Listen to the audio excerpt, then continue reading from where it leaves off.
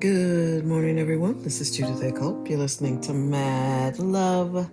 Let's get into it. So, I know, unless you've not turned on your television for the last week, you've heard about Nolan Wells, the young black man who went out with his very large group of white male friends in Mississippi. I think it was for the 4th. I can't recall. But he was out on the river or some body of water with them going to an island, and they all came back and he didn't. And so I know the temptation is to run off with, um, young black men aren't safe with white men and all this stuff. Listen, I'm going to just be honest with you. I would buy into that argument, except I don't believe that race is as much to do with crime as people are led to believe or want to believe. I worked 7.5 years in the prosecutor's office. I saw all kinds of cases, and immediately, as soon as I started, I remember thinking, why are black men killing each other at this rate? From the age of about, I would say 15 to 25, the biggest threat to a black man is another young black man. It's just, I saw cases where friends killed each other, best friends. I can think of at least 2 cases where these guys were best friends and they wound up killing each other. One killed the other. There was a case of brothers. They killed each other, so it's not so much the race of the person, it's the kind of person.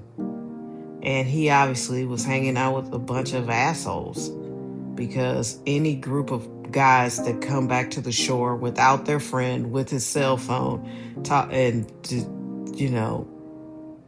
the story just doesn't make any sense. And there's also a video circulating of another young black guy out with a group of white guys, and he is rescued by white people because these guys are trying to make him swim. And it's like, listen, it doesn't matter what race these people are. They're assholes and they're not your friends. The white people who rescued him were pretty much like, his friends are assholes. And that's really what it boils down to. When you're in the prosecutor's office and you see case after case after case, you start to realize there's just a certain person that would do something. You know what I mean? There is a person who would get into a dice game with his best friend and then wind up shooting his best friend in the face. There's a certain type of person that would be playing dice with his brother at night and get mad at his brother because the brother wants his money back and shoot him. You know what I mean? Like, that's what's out here. So before everybody turns into some huge race thing, which is going to just be a huge distraction because they don't want us paying attention to all the details. And I know that's true because you look at this hearing, I think it's the Charlie Kirk murder. The guy they charged, they don't even really have strong evidence against him. Why? Because he's not really the guy that killed. Like, why are we playing these games? I didn't think he was the guy who killed him when it happened. I didn't think the guy on the roof in Butler, PA was the guy who shot at Trump.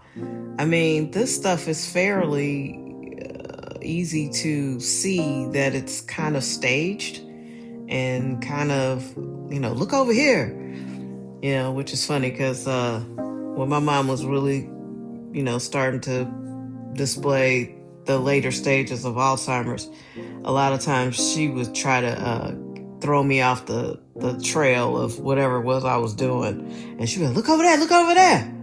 Ooh, it's a snake. Oh, you missed it. And I'd be like, Ma, you can't throw me off. Even when you had your faculties, you couldn't throw me off, but you really can't throw me off now. So, yeah, I don't know what's going on. And I feel like this is blowing up, and, you read these silly posts where people are like, why y'all think your kids safe with all these white kids? Okay, Your kids are not much safer going in the wrong neighborhood, talking shit to the wrong black kid either. And you all know that. And two things can be true. It's less about race, and also, yeah, maybe your kids just aren't safe with anybody. Period. It doesn't matter what race they are. If they're not, I saw a video. If they're not wrapped too tight, it doesn't matter. I just saw a video yesterday where a guy was like, I got to get out of St. Louis. Apparently, I think a young man was determined to cross the street, whether it was the time for him to cross the street or not. A father with his wife and kids in the car, kind of like had to slam on his brakes to not hit the kid. And his kid felt some kind of way about it, like he was wrong for getting that close to him. So the guy's like, what's going, what, you walked in front of my car. So this kid pulls out a gun and basically is about to up his gun on this family. And he's like, I am a grown man. I got a family in the car. I cannot get into it with this unstable ass kid. And that would have been black on black crime. You see what I'm saying? So it's like, stay focused. Don't lose. They always do this to us. And they know people are going to get distracted and fall for it.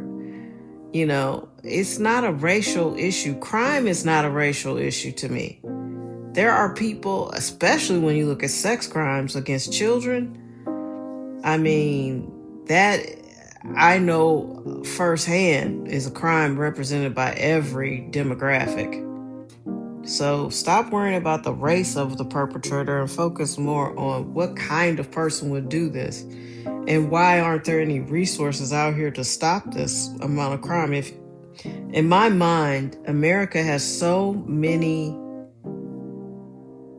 well, we used to. I can't even say that anymore. I don't feel like there's so many bad actors. I don't think anybody's trying to solve America's real issues. And then now, quietly, I don't know if you noticed this, they're getting ready to fuse the Israeli army with the American army.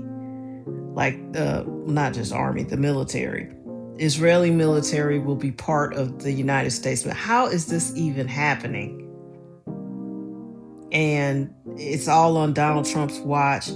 This Make America Great Again was all bullshit because he was going to sell out, obviously. I don't understand what is going on.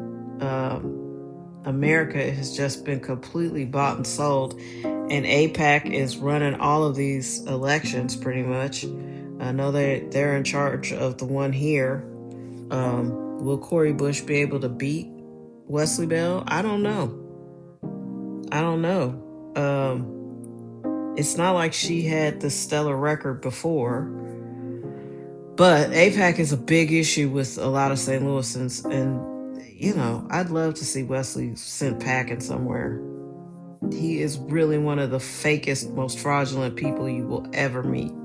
He is perfect to be a puppet because he will just say whatever.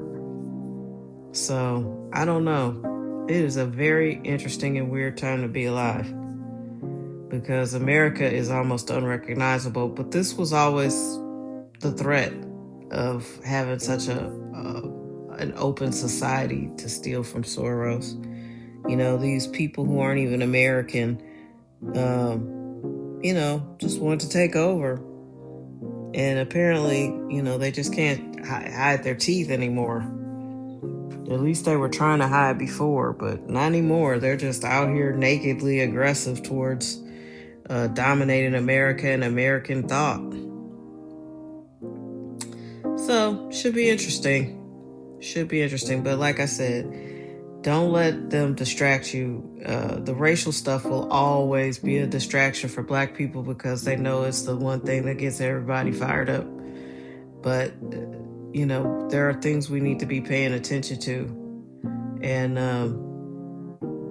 I think it's going to be very, very interesting in the future to see what life is going to be like post-Trump and all of his, shady dealings.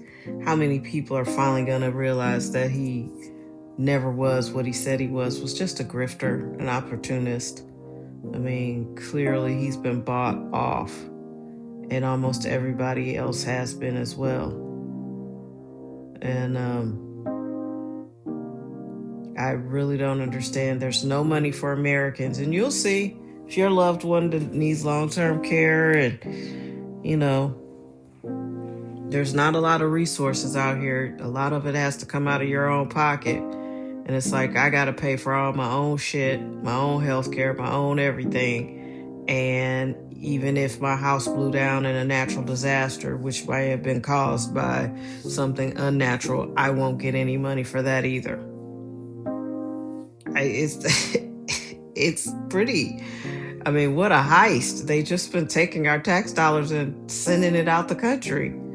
And everybody's just like, okay, like, this is wild.